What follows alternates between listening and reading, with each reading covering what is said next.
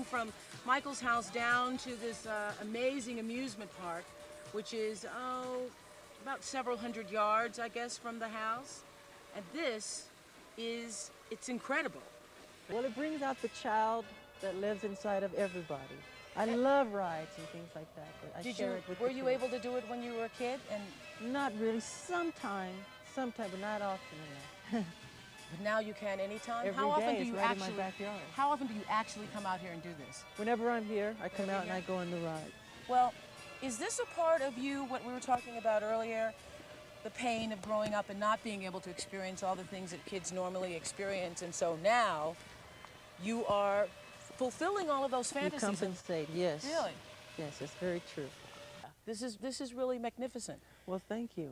I love to do things for children, and I try to imitate Jesus. And I'm not saying I am Jesus. I'm not saying. Yeah, we're clear on that. Right. I'm trying to imitate Jesus in the fact that he said to be like children, to love children, to be as pure as children are. And to make yourselves as innocent and see the world through eyes of wonderment and the whole magical quality of it all. And I love that. And we have we'll have like 100 bald-headed children here who they all have cancer. And they're running around and they're enjoying themselves, and it just makes me cry happy tears that I was able to do that for them. You know? What I realized when I saw that is that you have to be a person who really cares about children to build it into your architecture. Yes. Yes. We have children that come who are intravenously, they're very sick and they're bedridden, and they can't sit up. Right, they can't sit up. And these beds, they're hospital beds. You push a button, they move up and they move down, and they're able to watch. We have a magic show. We show the current films, if it's cartoons, anything, you know, and anything so they can escape to that world of magic that they don't get a chance to experience, the world that I was deprived of.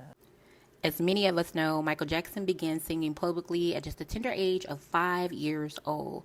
He then joined a band with his brothers called the Jackson Fives in 1964, and shortly after joining that band, he became the lead singer and the frontman of the group. Now, with the band of brothers, they were managed and they were guided by their father, Joseph, who wanted them to master showmanship and, of course, singing and dancing so that they can be the quintessential entertainers of their day. Unfortunately, their father's obsession with perfection did not just stop at him reprimanding them if they had a step out of place or a note off.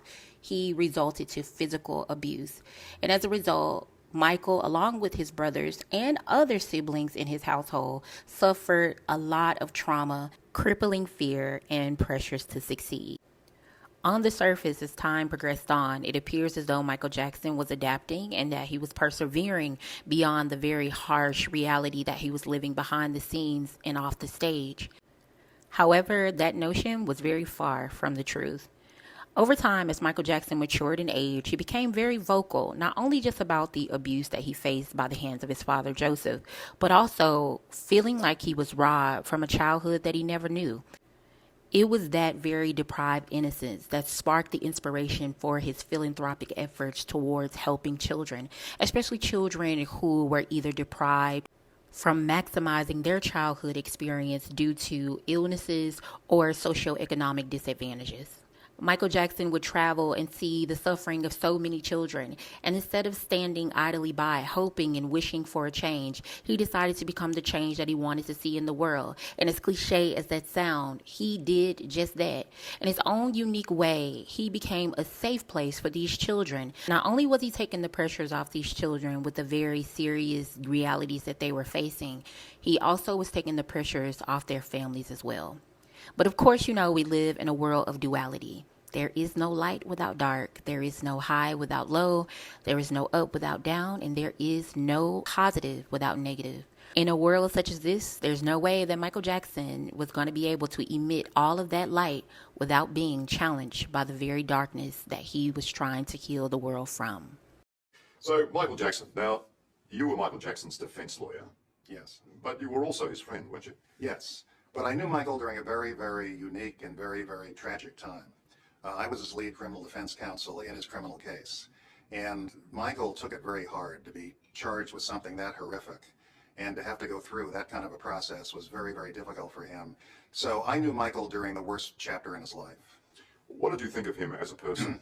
He was one of the nicest people I've ever met. Kind, gentle, supportive, very, very sensitive to the needs of others, very interested in healing the world, very interested in helping disadvantaged people. He truly was one of the nicest human beings I've ever met. It sounds very cliched. Well, it's very true. Michael had a desire to heal the world. He knew he had unique opportunities financially, reputationally, creatively, and he told me that he wanted to make a difference on the planet. He wanted to make it a better place. It sounded naive and ideal a little bit, but that was Michael. He always was trying to help somebody. You've been on the receiving end of a lot of fibs from a lot of people. You really think he was genuine? I do think he was genuine. I think he was a very kind person. I think he had a troubled early life. I think he was denied a childhood. I think his family realized what a genius he was at a young age, and his father made him work very hard to perfect his talents. And in the process, I think he felt he was denied a true spontaneous childhood and wished he had had one. Do you think he's remotely or could have been remotely capable of doing any of those things? The things he's been accused of doing? Absolutely not. I am 100% convinced Michael never abused a child, never harmed a child. But no one's paying you any money to say nice things about Michael Jackson. No. I will always say he was a nice person. He was. On June 13, 2005, a California jury acquitted Michael Jackson of all 10 criminal charges as it relates to his historical trial. The verdict was delivered a complete not guilty ruling, clearing the king of pop of all counts, including conspiracy. And even after that acquittal and Michael Jackson being found not guilty, the media would still run stories referring to him as Wacko Jacko and just finding all kinds of ways to defame him every chance they got. Many people would say that Michael Jackson was a prisoner of his own fame, but I believe that Michael Jackson was being punished for his nature. That is what I believe. I believe that just like Michael Jackson, there are so many empathic healers, people who come on this planet and they go through some of the harshest, most life-altering events that are meant and designed to damage them. And instead of becoming cold-hearted, dark, and jaded, they make a conscious decision to provide safety in a world where they've never felt safe. Oftentimes, these people are ahead of their time.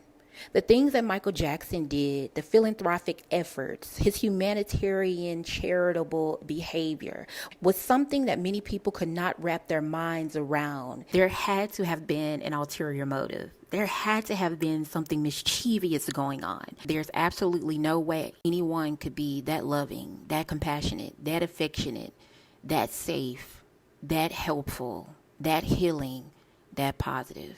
But in his case, it appears as though he was just that.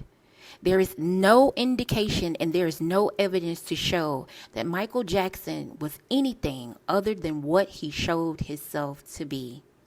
And there are a lot of empathic healers just the same.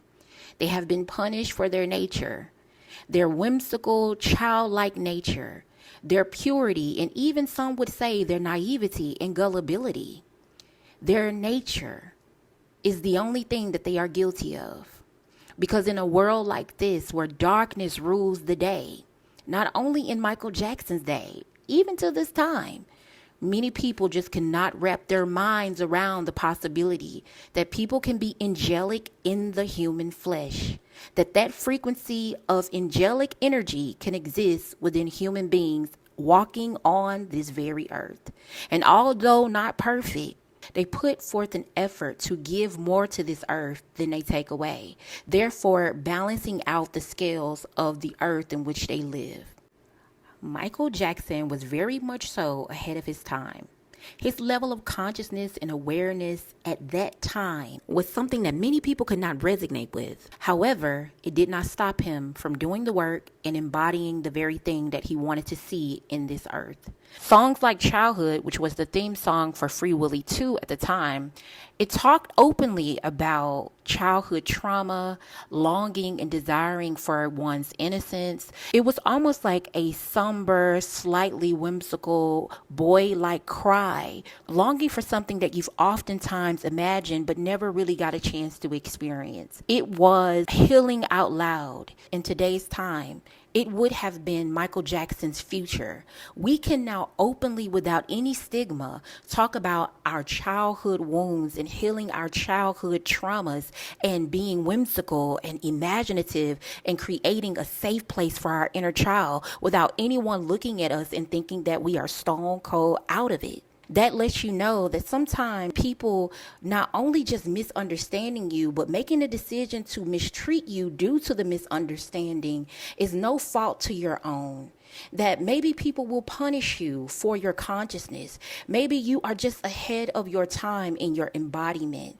And it is nothing that you can do about that, but continue to lean into your nature. Sometimes it's nothing that you are doing wrong. You are just ahead of your time. This is what we call generational trailblazers, generational curse breakers, because the very generation that you are trying to resonate with, unfortunately, your frequency is too high and your consciousness level is too far beyond what could be grasped and understood.